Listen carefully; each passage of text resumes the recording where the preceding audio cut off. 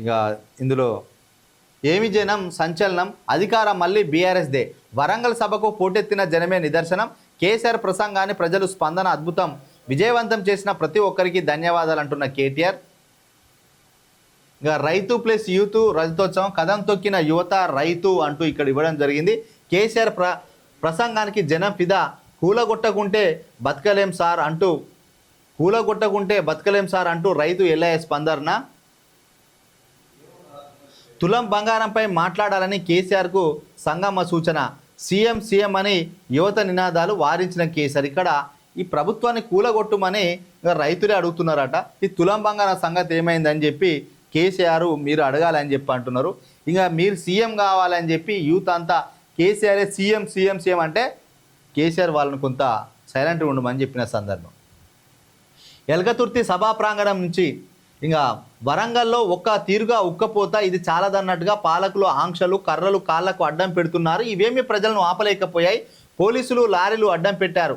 అయినా యూత్ రైతు కదం తొక్కుకుంటూ ఎల్కతుర్తి దారికి ఎగబడ్డారు.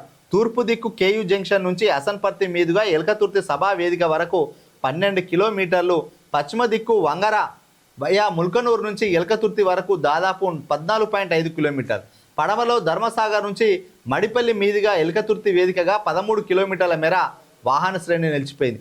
సాయంత్రం 6 గంటల సమయానికి దాదాపు 5 లక్షల మంది సభా వేదిక చుట్టూ మూగారు. సరిగ్గా అదే సమయానికి కేసీఆర్ హెలికాప్టర్లో గాల్లో ప్రజలకు కనిపించింది. అంతే, జనం ఒక్క నిమిషం వృధా చేయలేదు. ట్రాఫిక్లో చిక్కుపోయిన వాహనాలను డ్రైవర్లు పక్కన పెట్టి మరీ అక్కడి నుంచి సెల్యూట్ కొట్టినట్టాయి. పరిపాలన గురించి ఎవరు పట్టించుకోరు. ఎన్నికలకు 6 నెలల ముందే దానిపై చర్చ ప్రకటించిన పథకాలను గాడిన పెడతాం. రాహుల్ గాంధీతో మంచి రిలేషన్లో ఉన్నది.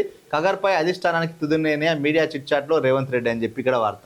ఇక్కడ వీళ్ళేమో ఎల్కతుర్తిలో బహిరంగ సభ భారీ సక్సెస్ కావడానికి కారణం రైతులు, యువకులు లక్షలాదిగా మంది తరలి వచ్చిండ్లు. సభ ప్రారంభమయ్యే సమయం వరకు 5 లక్షల మంది వచ్చిండ్లు. పోలీసు వాళ్ళు కాలంలో కట్టెలు పెట్టినా, అంటే లారీలను అడ్డం పెట్టినా, బస్సులను పోనీయకుండా చేసినా కూడా చాలామంది ఎక్కడున్న వాళ్ళు అక్కడ సభలకు వచ్చే విధంగా ప్రయత్నం చేసిండ్రు. దాదాపు సభాస్థలి నుంచి 14-15 కిలోమీటర్లు, ఎటు చుట్టుపక్కల నలుదిక్కులో చూసినా కూడా ట్రాఫిక్ అంత దూరం నిలిచిపోయిన సందర్భం, ఆ రోడ్లు కిక్కిరిసిపోయిన సందర్భం అని మొత్తానికైతే కేసీఆర్ను ప్రజలు ముఖ్యమంత్రిగా కావాలని కోరుకుంటున్నారని చెప్పి బీఆర్ఎస్ నిర్వహించిన రజతోత్సవ సభ సందర్భంగా ఇక తెలంగాణలో ఉన్న 5 కోట్ల మందికి ఈ మెసేజ్ పోయింది. 5 లక్షల మంది స్వచ్ఛందంగా ఈ యొక్క సభకు తరలి వచ్చిందని చెప్పి అంటున్న సందర్భం.